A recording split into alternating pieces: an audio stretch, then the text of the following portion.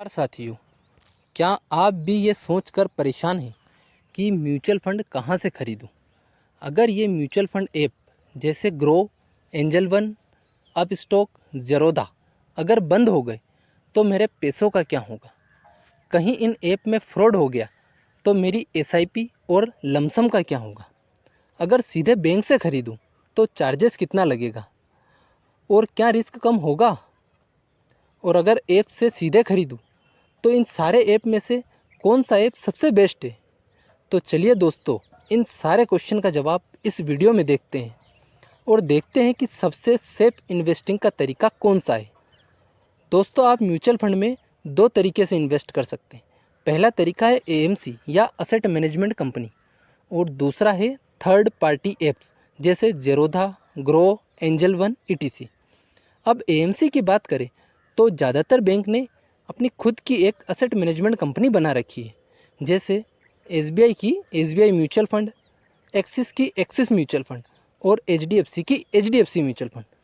दोस्तों, asset management company portfolio manager को चुनती है और ये पोर्टफोलियो मैनेजर रिटेल इन्वेस्टर के बिहाफ पर स्टॉक्स में इन्वेस्ट करते हैं, जिससे आपको एक अच्छा रिटर्न मिलता है और बदले में अपन से कुछ चार्ज एक्सपेंस रेशो के रूप में ले लेते हैं।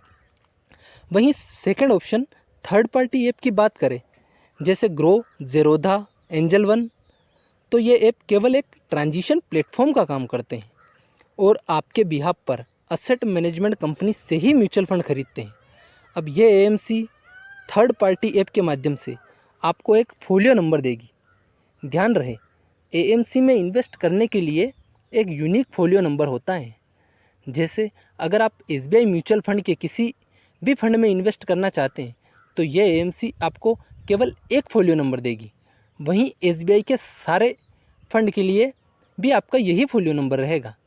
उसी प्रकार अगर आपको दूसरे म्यूचुअल फंड कंपनी या एएमसी जैसे एचडीएफसी में इन्वेस्ट करना है तो उसका फोलियो नंबर अलग होगा। तो अब से चाहे किसी भी थर्ड पार्टी ऐप से इन्वेस्ट करें, फोलियो नंबर अवश्य नोट कर ले, ताकि ये ऐप अगर बंद भी हो जाए तब भी आप इस फोलियो नंबर की मदद से अपना इन्वेस्टमेंट जारी रख सकें।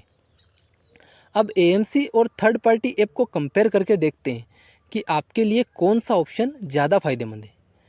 एएमसी से अगर फंड खरीदते हैं तो आपके पास लिमिटेड ऑप्शंस ही रहते हैं। जैसे एसबीआई म्यूचुअल फंड एएमसी की बात करें तो यहाँ पर आपको केवल एसबीआई के ही फंड मिलेंगे।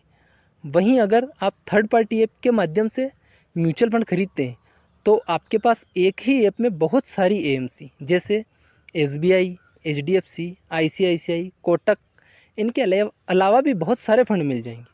चार्जेस की बात करें तो जनरली एएमसी के थ्रू इन्वेस्ट करने पर ज़्यादा चार्ज पे करना होता है।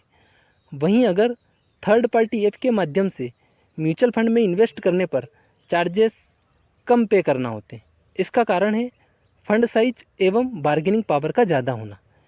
इसलिए थर्ड पार्टी ऐप से नंबर ऑफ म्यूचुअल फंड खरीदना और उनको मैनेज करना आसान होता है। पर दोस्तों, थर्ड पार्टी ऐप भी बहुत सारे हैं, तो देखते हैं इन सारे ऐप में सबसे बेस्ट ऐप कौन सा है।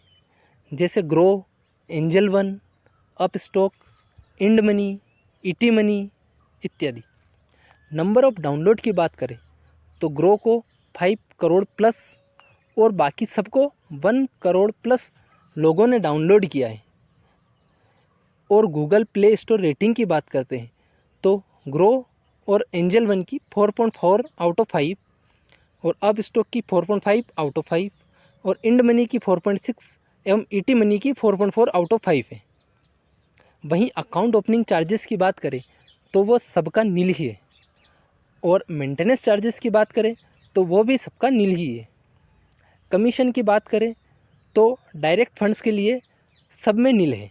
वहीं रेगुलर प्लान के लिए चार्जेस है, इसलिए डायरेक्ट प्लान ही चूज़ करें, न कि रेगुलर प्लान। इन सारे पैरामीटर को देखकर आपको जो ऐप अच्छा लगे उस ऐप के माध्यम से इन्वेस्ट कर सकते हैं। दोस्तों, वीडियो पसंद आया हो तो लाइक, शेयर एवं सब्सक्राइब अवश्य करें। धन्यवाद।